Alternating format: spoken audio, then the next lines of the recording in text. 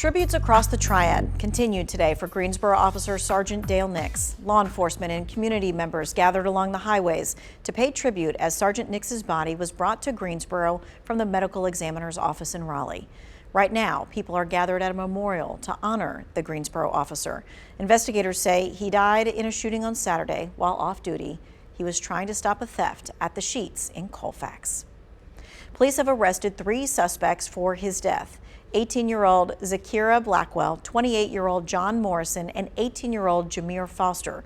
All 3 made their first appearance in court on Tuesday, where they received a slew of charges. Blackwell is charged with accessory after the fact to first-degree murder. Morrison faces the same charge and additional charges for larceny and conspiracy to commit larceny.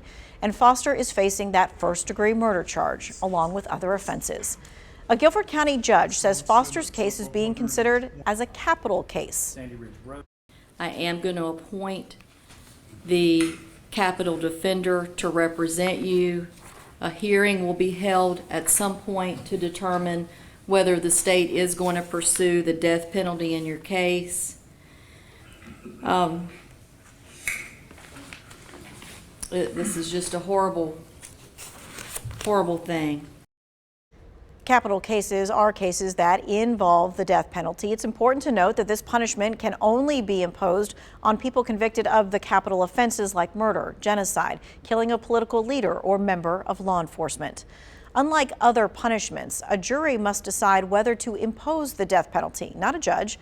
Prisoners in the U.S. who get the death sentence typically spend more than a decade on death row. Some prisoners have been on death row for over 20 years. There are currently 140 people on death row right here in North Carolina. The death penalty first started in Europe as a penalty for 25 different crimes like treason and not even confessing to a crime. The capital punishment was then brought to the U.S. in the 1600s, with the first execution happening just 3 hours from our area in Virginia. Centuries later, it is still being used as capital punishment. There's now 4 methods of execution across our country. However, the only one allowed here in North Carolina is lethal injection. There has not been an execution in our state since 2006.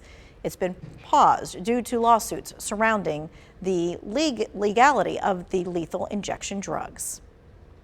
Now, if Jameer Foster, the man charged with Sergeant Nix's murder, is found guilty and sentenced to the death penalty, he will have the opportunity to appeal the ruling and have to go through a review process. Now, that process is one that death row inmate Blanche Taylor Moore knows all too well. You probably remember her name. For more than 3 decades now, Moore has claimed that she is innocent and should not be on death row. However, all of her appeals have failed.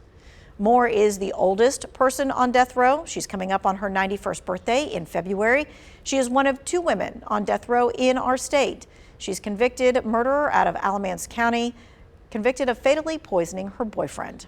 Moore is currently housed in the North Carolina Correctional Institution for Women in Raleigh, now awaiting her execution, again, death by lethal injection. Well, many activists have tried to overthrow the death penalty. Most recently, death row exoneree Edward Chapman and other activists have called for North Carolina Governor Roy Cooper to grant clemency to all death row inmates in our state. Clemency, of course, meaning mercy, compassion, forgiveness. Well, their reasoning, they say, is the injustices of the death penalty and North Carolina's criminal legal system at large.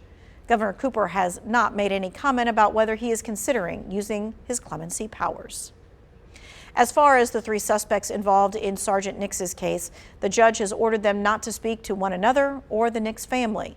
There will be another court hearing to see if the state will pursue the death penalty against Jameer Foster. They are all scheduled to be back in court on April the 2nd. Of course, we're going to continue to cover the Sergeant Nix commemoration and also the court case as well. You can find more on WFMY News 2.